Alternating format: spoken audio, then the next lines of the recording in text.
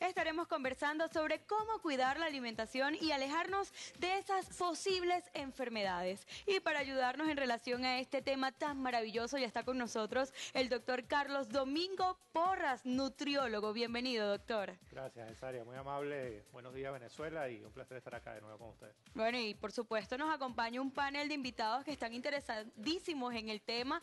Hoy llegaron bien tempranito antes de la tramoya, nuestro querido Andrés Carmona y Diego Capecchi van a estar pues haciéndole algunas preguntas puntuales, porque cuando se trata de alimentación, doctor, yo creo que todos debemos estar bien claros en cuanto a qué debemos comer y qué debemos evitar para no enfermarnos. Me encantaría, por favor, que le comente a toda Venezuela, para comenzar con este tema tan importante, cuáles serían esos alimentos que evitan enfermedades. O sea, ¿cómo podemos hacer para llevar una vida saludable con estos alimentos? Mira, Cesaria, lo primero que debo decirte es que el envejecimiento pareciera ser inevitable, y pareciera ser inevitable si llevas un estilo de vida saludable, con una dieta balanceada, suficiente actividad física y algunos otros parámetros. Es un mito el que tú puedas entonces tratar de no envejecer, porque eso es parte de tu evolución, pero ciertamente si llevas una buena vida, no son los años lo que te desgastan, sino el estilo de vida que llevas. Okay. En ese sentido, no hay un alimento en específico que pueda prevenir determinado tipo de enfermedades. Una dieta balanceada, una dieta que contenga todos los macro y los micronutrientes, es decir, que tenga todos los grupos básicos de alimentos y que sea acorde a tu cuerpo, a lo que tú necesitas, es lo que te va a permitir tener una dieta saludable. Que es importante entender que la alimentación o lo que comemos es nuestro combustible, es nuestra gasolina. Entonces nadie le coloca a su vehículo una gasolina que no le corresponda. Si tu carro lleva gasolina de 95, le colocas 95, tratas de no colocar el 91, a menos que por supuesto existan algunas exacerbaciones, pero de eso se trata, que tu alimentación sea adecuada, más allá de qué tipo de alimento sí, qué tipo de alimento no. Ahora, hay diferentes alimentos que tienen vitaminas y minerales, sobre todo los vegetales y las frutas, que son los que normalmente nosotros más evitamos por un tema de rapidez, por un tema de agenda, por un tema de preparación, etcétera, que son los que uno trata de fortalecer en el plato o del comensal. Okay. Fíjate que se considera saludable que un plato normal, tú lo constituyas con media parte, lo que se llama el plato de alimentación saludable, media parte de frutas y vegetales, una cuarta parte de un acompañante, un carbohidrato si es integral preferiblemente, y una cuarta parte de una proteína magra o de una proteína de alto valor biológico, porque también puede ser huevo, puede ser queso, etcétera. Ok, doctor, nosotros, digamos que las personas que están acostumbradas a hacer mucho ejercicio, a llevar una vida saludable, muchas personas confunden llevar una vida saludable a alimentarse de una manera inadecuada. Por ejemplo, eliminando por completo los carbohidratos de su dieta por un tiempo indeterminado. Esa persona, ok, baja de peso, pero de una manera muy, muy mala, flácida, sin energía. Yo quisiera saber cuáles son esos alimentos que definitivamente tú no puedes eliminar de tu dieta, así tú estés digamos que en una alimentación rígida o de ejercicio. ¿Cuáles son los que definitivamente tú no puedes sacar de tu organismo? No puedes evitar nunca los carbohidratos. El 50% de tu energía depende exclusivamente de estos nutrientes. Y cuando te hablo de carbohidratos, te hablo de carbohidratos complejos, y ya te voy a definir lo de los carbohidratos refinados. Entonces son verduras o tubérculos, los vegetales, las frutas, algunas leguminosas, quizás todas por supuesto, pero nunca debes evitarlo. Cuando yo preparo un plan de alimentación para uno de mis pacientes, yo establezco un 100%, es decir, si tú consumes 2.000 calorías, 1.000 calorías tienen que ser en carbohidratos. Se estima que entre el 50 y el 60% de nuestro requerimiento diario para consumir tiene que ser en carbohidratos. Y es lo que míticamente más se retira de las dietas para suprimir el peso. Cuando tú pierdes peso suprimiendo alimentos, nunca tus cambios corporales van a ser lo que tú deseas. Okay. El depletarte desde el punto de vista de los carbohidratos va a depletar tu musculatura. Recordemos que el músculo es básicamente glucógeno, que es un azúcar, y está hecho básicamente de carbohidratos, repito. Si yo evito los carbohidratos, voy a perder peso muy rápido, ciertamente, pero el nivel de flacidez va a ser a la postre mayor. Sí. Inclusive aún si produjese déficit calórico por un sobreentrenamiento. Por eso siempre es importante que cuando yo haga una rutina de entrenamiento sea adecuada a lo que yo consumo. Entonces, si yo como una determinada cantidad de calorías, debo entrenar tanta cantidad de tiempo para quemar tanta cantidad de calorías, y la especificidad del ejercicio, el nivel de la intensidad, las repeticiones, el tipo de entrenamiento, si es muscular o si es cardiovascular, cuántos segmentos corporales trabajas, tienen que ser adecuados en razón de tu Doctor, propósito y meta. ese tema que toca Marie Claire es muy importante porque además nosotros que siempre estamos pendientes de mantener un peso adecuado, asistimos al gym, evitamos quizás las grasas, los carbohidratos en harinas, por ejemplo. ¿Cómo podemos hacer para determinar que una proteína también nos está haciendo bien? Por ejemplo, el exceso de proteína también tengo entendido que es dañina para la salud Sin duda. y que no solo afecta el cuerpo, sino también algunas partes de nuestros órganos. ¿Cómo podemos identificar cuando el cuerpo te dice, hey, alerta, que estás comiendo mucha proteína, me estoy sintiendo mal por eso? En el caso de las proteínas, te respondo de una manera más global. Cuando yo distribuyo, lo decía hace un momento, el volumen calórico de lo que yo consumo, yo debo distribuir en partes iguales los 3 macronutrientes, proteínas, grasas y carbohidratos. Si yo proceso cada nutriente por específico, cada uno tiene unas horas determinadas para poderse procesar. Ok. En el caso de las proteínas, es un mito, se cree, y sobre todo es una conducta de los gimnasios, el exceso de proteína para incrementar la masa muscular. Ojo que la proteína lo único que hace es tonificar, bandear las fibras musculares. Es decir, lo que hace es lo que llaman en los gimnasios rayarte. Para incrementar la masa muscular lo que tengo que consumir es carbohidratos. Cuando yo tengo una cantidad excesiva de proteína, pasa lo mismo, y voy a colocar un ejemplo muy coloquial para que se entienda, cuando yo coloco más café el que le cabe a la bolsa en la que lo cuelo.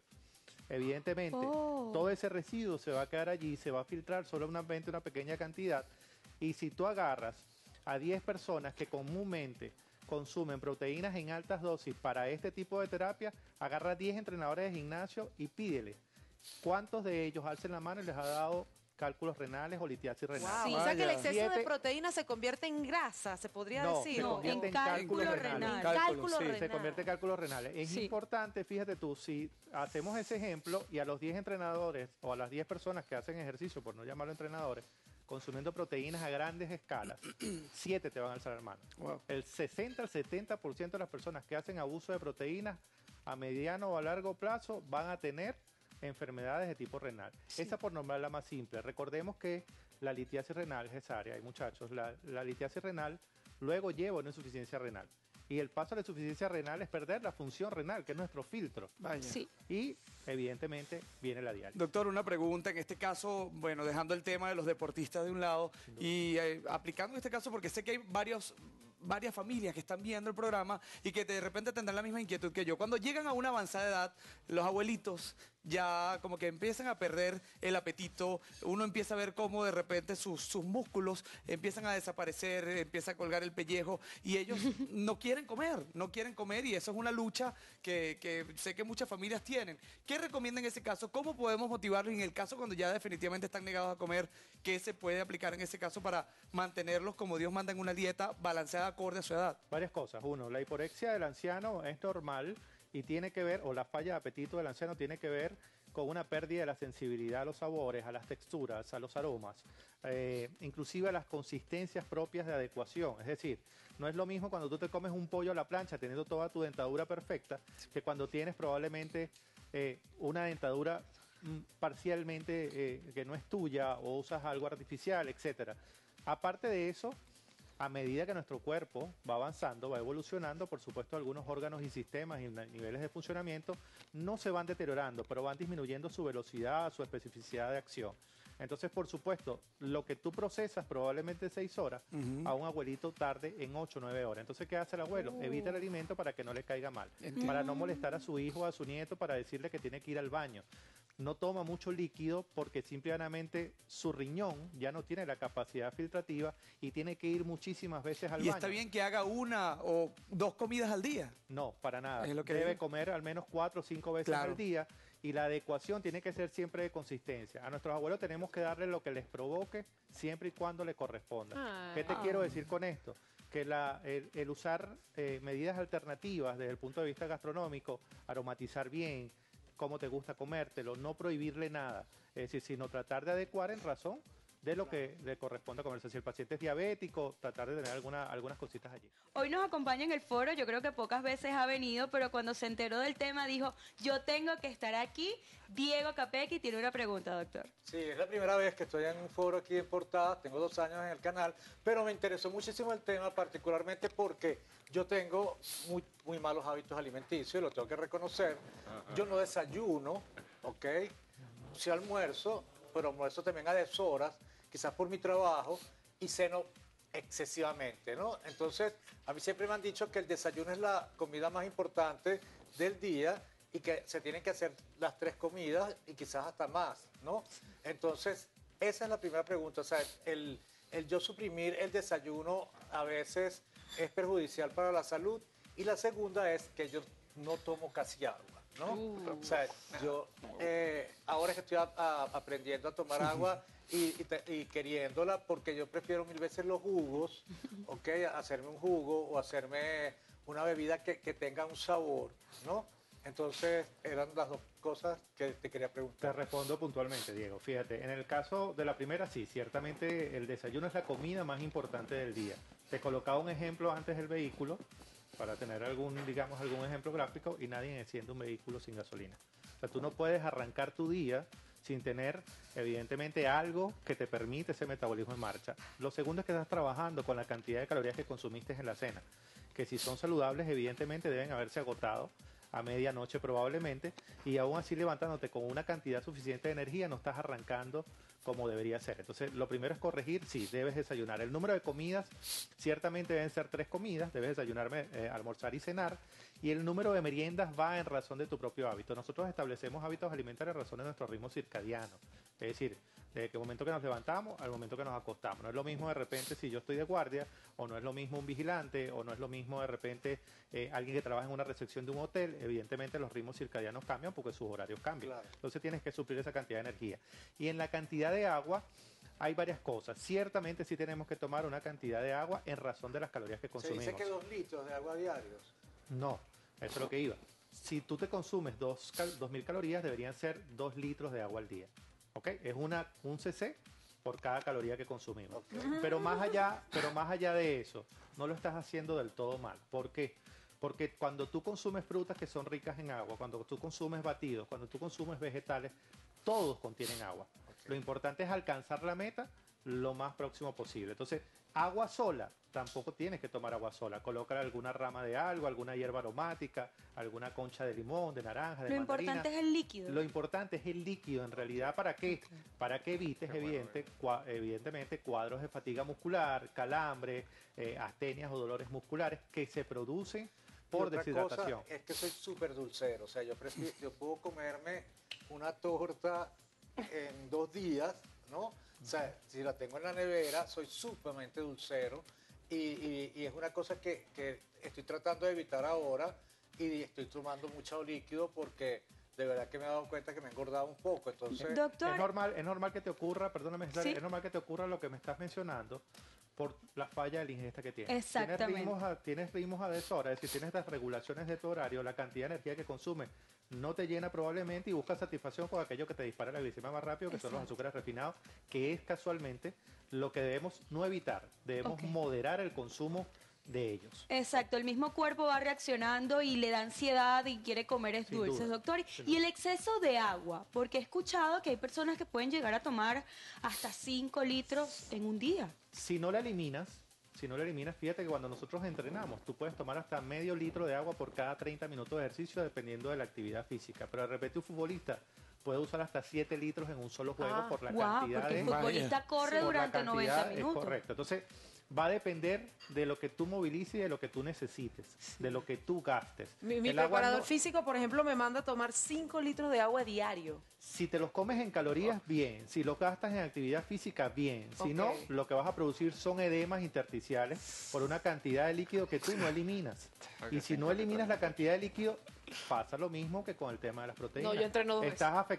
Estás afectando tu salud renal, que es por donde debe filtrarse la cantidad de líquido. Entonces puede producirte problemas en la circulación y todo esto. Andrés, Una pregunta que quería hacer ¿Cómo? con respecto a los vegetales y a las frutas. Yo particularmente los vegetales no me llevo muy bien con ellos, pero las frutas sí me encantan. De hecho, yo casi siempre empiezo mi desayuno con frutas. Después me puedo comer otras cosas, pero me gusta empezar el desayuno con frutas no solamente me las como en jugo, sino también como tal. ¿Suple de alguna manera el consumo de frutas el no comer vegetales o hay que consumirlos los dos? ¿Te puedo preguntar por qué no te gustan los vegetales? Porque no me han Por gustado. un tema de sabor, por un tema de... Sí, sí. Fíjate lo siguiente, la gran mayoría de los vegetales son insaboros, tienen un sabor muy neutro y algunas texturas a las cuales no estamos acostumbrados.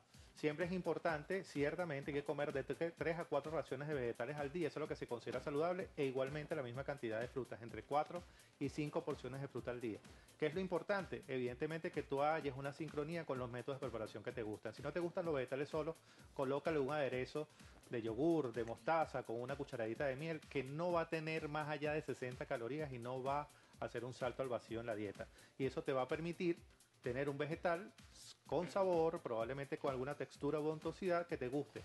Lo otro es agregarlo a los platos principales. Es decir, si yo agarro un pollo, probablemente el saltearlo con vegetales cubre mi porción. Sí. Si yo me como una crema de vegetales antes de mi comida principal, bien sea del almuerzo o de la cena, yo cubro mi porción de vegetales. Entonces, siempre hay alternativas. Siempre hay, evidentemente, buscar desde el punto de vista gastronómico que te permita hasta cierto punto cubrir esa carga y no suple una cosa a la otra. La cantidad de azúcares que tienen las frutas son 10 veces superior a la que tienen los vegetales, son necesarias porque la fructosa natural es necesaria para el organismo, te da energía, pero tampoco se puede abusar de ellas. Doctor, cuando se habla de metabolismo, yo quisiera saber si existe la posibilidad de modificarlo, de cambiarlo. Y de ser así, ¿cuál sería el canal idóneo para lograrlo? ¿Y por qué te lo pregunto? Porque tengo muchísimos amigos que cada cierto tiempo, por lo menos estamos almorzando, pasan 3 horas, quieren comerse una merengada, tomarse una merengada con fororo, con cambur, con un exceso de nutrientes que posiblemente puedan perjudicarle a largo plazo el hígado o el riñón. O a corto plazo. O a corto plazo, pero por lo general es un poco a largo, ¿no? Conversábamos al principio, creo que hice un comentario en la entrada, que no son los años lo que te desgastan, sino el tiempo de abuso que Ok. tienes con el organismo. Entonces, cuando tú te excedes en volúmenes de nutrientes, siempre se te va a pasar factura a mediano y a largo plazo. Todas las personas que hacen este tipo de planes hiperproteicos tienen inclusive esteatosis hepática porque el hígado, que es el gran laboratorio del cuerpo, no lo procesa. Entonces llega un momento en que haces una esteatosis hepática y pierdes el hígado por una cirrosis al término de 1 año y medio, 2 años. Sí. Entonces, ahora, la demanda de energía es en razón de qué, es en razón de lo que yo gasto. Entonces, bueno, déjame suplirlo con una comida adecuada que tenga la misma cantidad de calorías o me dé la misma cantidad de satisfacción en cuanto a volumen. Por lo general son personas que están insatisfechos con su peso actual y quieren subir de masa, de peso. Y Entonces creen abusan. evidentemente que la capacidad de subir de peso tiene que ver con ingesta calórica y muchísimas veces tiene que ver con actividad física y el tipo de ejercicio que realizan. Muy bien. Lo otro es que si se puede modificar el metabolismo, tu metabolismo es propio, Ok. pero siempre se puede adecuar en razón de lo que tú deseas. Para eso Ok. existen planes guiados desde el punto de vista de alimentación y ejercicio sincronizados Ok. que te permitan adecuar tu metabolismo a lo que tú te plantees. Doctor, hablemos un poco de las proteínas. La carne, el pollo, el pescado, incluso el cerdo. ¿Cuáles de las proteínas recomienda usted comer más? Y si una persona que come mucha proteína en su día y no come casi vegetales, puede llegar a sufrir de otras enfermedades que no sufre una persona vegetariana, por ejemplo. Fíjate, en el caso de las proteínas, todas las proteínas magras tienen más o menos el mismo valor calórico. Se habla de que un medallón de carne, pollo, pescado, cerdo tiene 7 gramos de proteína. Pero tiene lo mismo también que un huevo entero, tiene lo mismo también que 30 gramos de queso, tiene lo mismo que una rebanada de jamón planchado o de jamón de pierna o de pavo. Es decir, hay diferentes tipos de alimentos que tienen la misma composición nutricional. Ok. ¿Cuánta cantidad usar? Dependiendo de tu meta calórica. Es decir, volvemos a lo mismo. Se considera normal que una persona consuma en cantidades idóneas para no perder la masa muscular la misma proporción en desayuno, almuerzo y cena, sobre todo de las proteínas. Es decir, yo puedo consumir de 30 a 40 gramos de proteína neta, lo que equivale a 90 o 120 gramos de carne, pollo, pescado en las 3 comidas y no pierdo mi masa muscular. Doctor, Eso es un mecanismo, perdóname Diego. Y en el caso de las dietas cetogénicas, que es consumir más proteína y menos vegetales, siempre te va a llevar la alteración de que no le estás dando al cuerpo, y lo decíamos al principio, la cantidad de carbohidratos que requiere en el caso de los almidones y los acompañantes. Ok, y la vida de un vegetariano a una persona que sí consume carnes, doctor, ¿es completamente igual o tiende a enfermarse menos? ¿O al Fíjate que- revés? Sí, fíjate que en el caso de los vegetarianos intentan buscar, el vegetarianismo intenta buscar la similitud de las proteínas animales en leguminosas y en algunos otros productos. Una leguminosa tiene 3 gramos de proteína vegetal.